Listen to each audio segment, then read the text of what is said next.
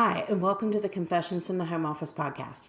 My name is Wendi Hill, and I have been working from home for almost 20 years, running my marketing company out of my home office in Greenville, South Carolina. So today's episode, I'm going to talk about a free resource that I've created on the wendyhill.com site called the Market Momentum Kickstart Guide. So whether you're starting a company or you're just kind of restarting your marketing or trying to change directions with your marketing, this guide will give you it's kind of a checklist of everything that you need to think about and make sure that you have in place. And today I'm going to go over all the sections of the Kickstart Guide and talk through that. And then if you want to download it, it's on my site and takes just a minute or two to get. So by the end of this episode, you'll be able to hit the ground running, knowing all the different areas that you need to focus on when you're getting started with marketing or restarting. So let's break down all the key components in the Kickstart Guide. This list has about 15 topics, so I'll try to make this quick, but all of these are really important. So number one is brand identity. When you think about brand identity, you think about logo, colors, fonts. You also need to think about your brand voice and your tone.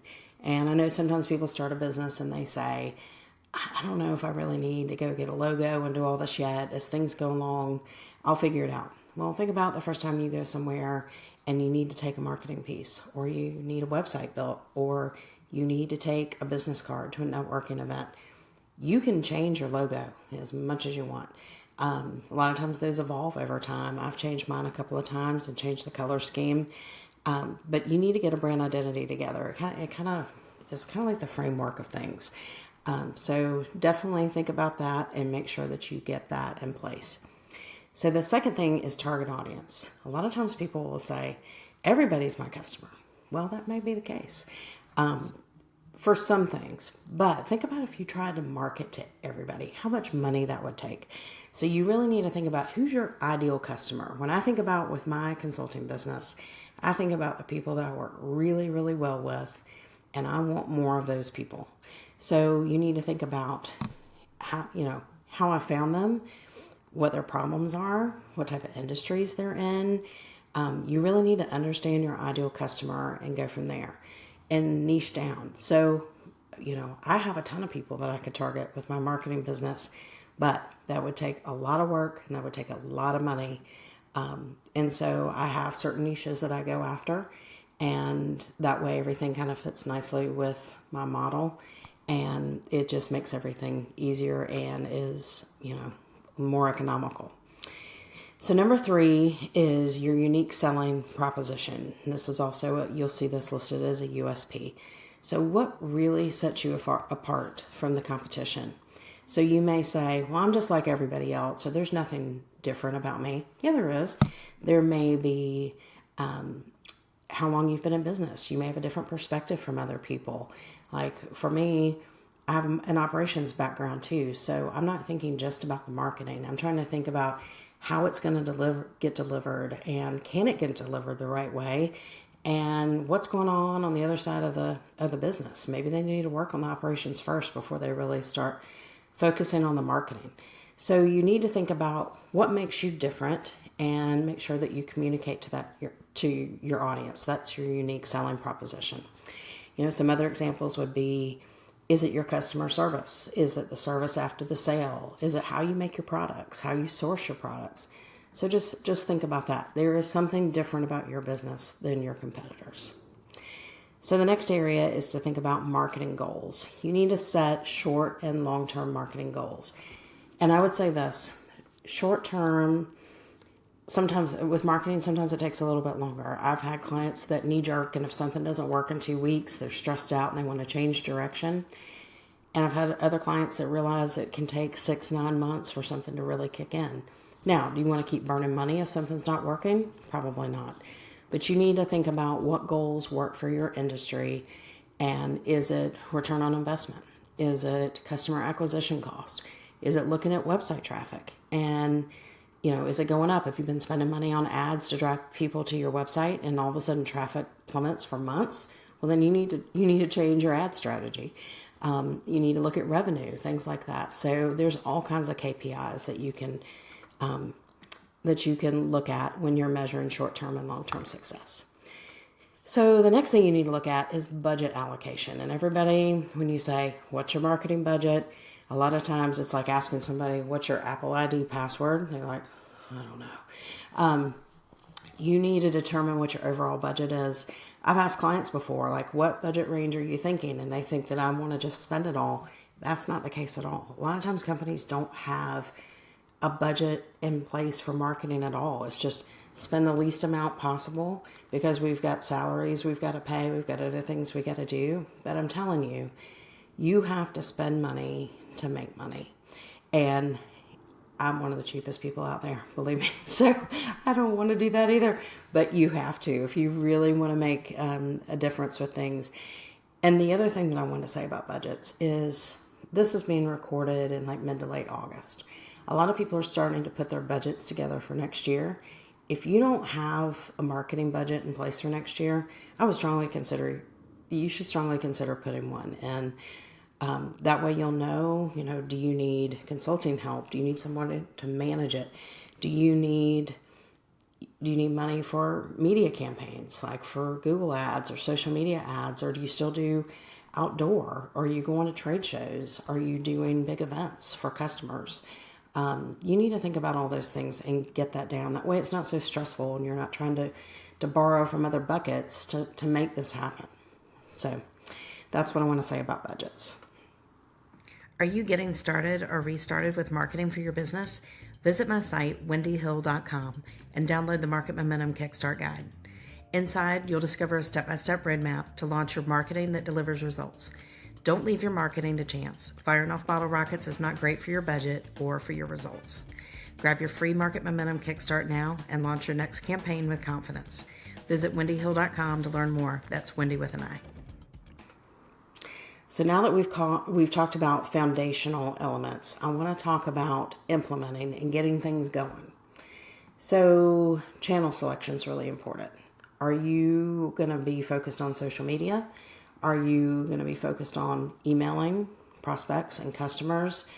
Are you going to be looking at influencer marketing? Are you going to be relying on pitching to the media and having stories written about your business?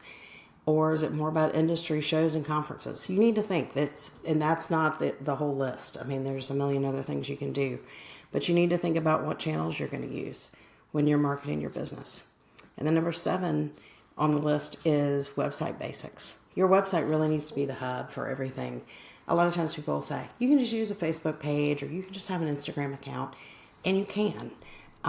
But the world is crazy, and people will report people's accounts and will say that someone's been bullying or harassing, or a bot at Facebook suddenly sees something on your page they don't like, and they just shut it down, and you can't get it back. It happens every single day.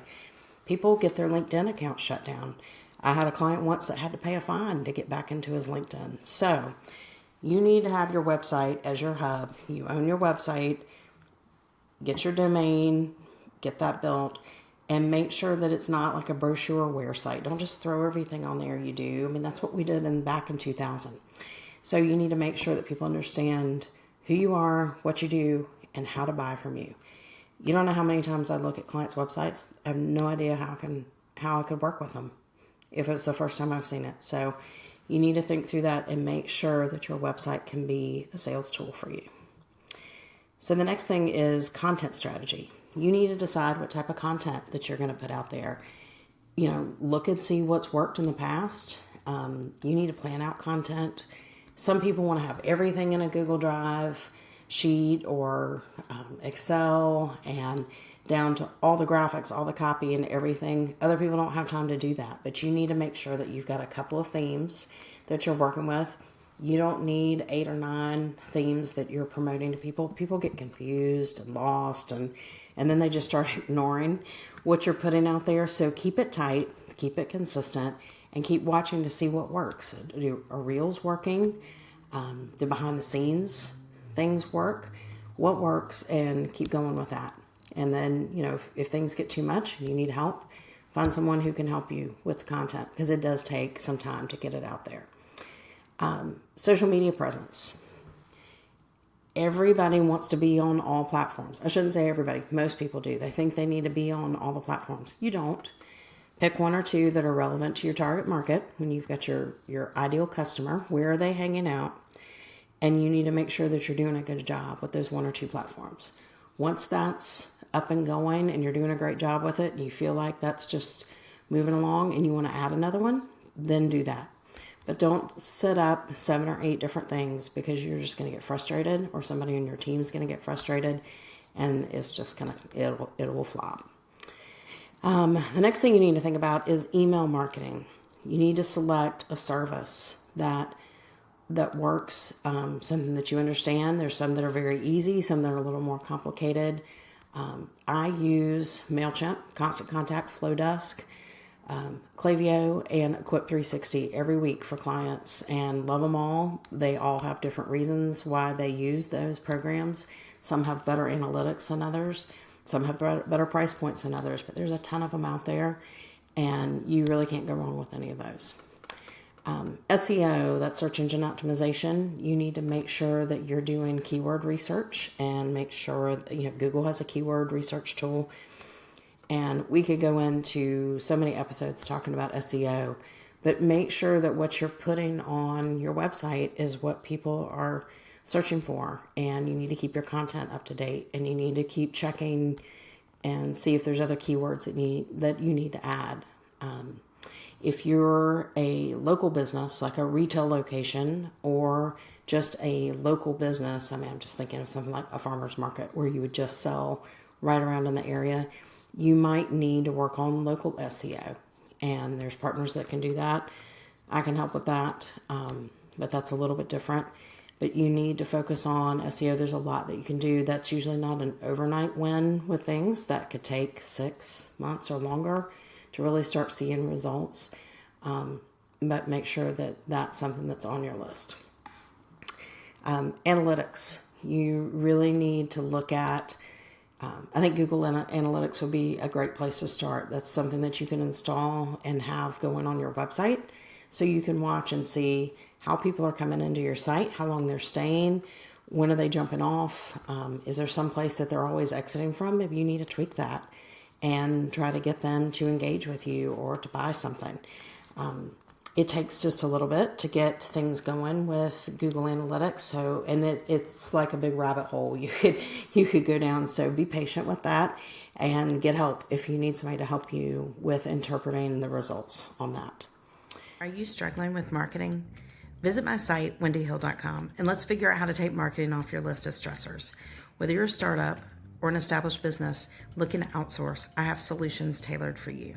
From kickstarting your marketing efforts to completely outsource services, we'll help you tackle your to-do list and reduce your stress. Visit wendyhill.com today. That's Wendy with an I, and let's transform your marketing strategy. So before we wrap up, there's just a few more things that I want you to consider. One is keep an eye on your competition. I'll think, there's not too many people that are running a small business out of their home, working with clients all over the U.S. No, there's a ton of them. And so I try to keep an eye on a couple of people that I know do similar things. I think that you need to keep up on that more often than we probably all do. So are they offering new services? Are they changing directions? Sometimes it's good to kind of see what people are doing and try to figure out why. There might be something on there that you want to do too. And it's always good information. And I think it's good to not keep blinders on and just keep going down your path. You can learn something from everybody. So even if it's a company where you don't completely agree with everything that they're doing, or you think their approach is a little different, keep an open mind and keep an eye on it, because they're competitors. So they're out there talking to some of the same customers, and it's good to keep an eye on what they're doing. And then I've got 2 more to talk about. One's marketing tools. You need to make sure when you're running your business that you've got the right tools, like the right CRM or the right social media management tools or the right email marketing tools. Get something that you're going to use. So there's a lot of them that will offer 7-day or even up to 30-day free trials. Do that and spend some time on it and make sure that it's something that you're actually going to use. Don't just subscribe to a bunch of things and then not use it. So I've been guilty of that before. I've had clients guilty of that before. They get frustrated after 30 minutes or an hour and they just stop. So we need to have the right tools in place, but make sure it's something that you're actually going to use and not stay frustrated with. And then the last thing I want to talk about is compliance considerations. So I know there's certain industries where you can't say certain things on social media or you can't email certain things. You need to keep that in consideration and not think about, I can do whatever. You need to check in and see what the industry says you can and can't, your industry says you can and can't do. You don't want to borrow lists from people. You don't want to just grab an old list from somebody and start emailing them. You will get shut down. The platforms, the email marketing platforms can tell by low open rates and how many people unsubscribe and report as spam, and they'll shut your accounts down. You don't want to do that. So make sure that you take a look at the industry guidelines and follow those and follow the rules. I think that's really important. So the last thing that I want to talk about today is this has been a lot, and I know it has. The Kickstart guide lists all this, gives you a way to check it off and make notes. Go to wendyhill.com/Kickstart guide, download that. Once you've done that, if you need to book a call after you've downloaded the guide, there's a way at the end of the PDF where you can book a call for a discounted rate. So we could go through and talk about some of this. Sometimes you don't need long-term consulting. Sometimes you don't need a big package. You don't need a big course or anything like that. You just need something where you can ask some questions. Maybe there's one or two areas where you need some help. We can do that. And then there's the new Accelerate program that's starting hopefully in the next week or two. That's like a 30-day support program. So a lot of times people will say, I don't need to work with a consultant for 6 months or a year. I need 30 days of somebody helping me set up my email, or I want to set up a new program, or I need somebody to look at my socials, or I need somebody to look at my email sequences, or someone to do a bunch of research for me. That would be perfect. With Accelerate, we always talk about assessing and planning and executing and optimizing. So make sure that we go through the process and that everything is strategic and thought out. So that's about it. That's it for today. So I really just wanted to go over the Kickstart guide and let you know there's options if you need help with anything. And don't get stressed out listening to all of this. I know it sounds like a lot, but you know a lot more than you think you do. And get the Kickstart guide, write all over it, start checking things off, and you will be amazed how many things that you've already got figured out. So that's it for this episode, and I'll be back soon for another episode of Confessions from the Home Office. Thanks.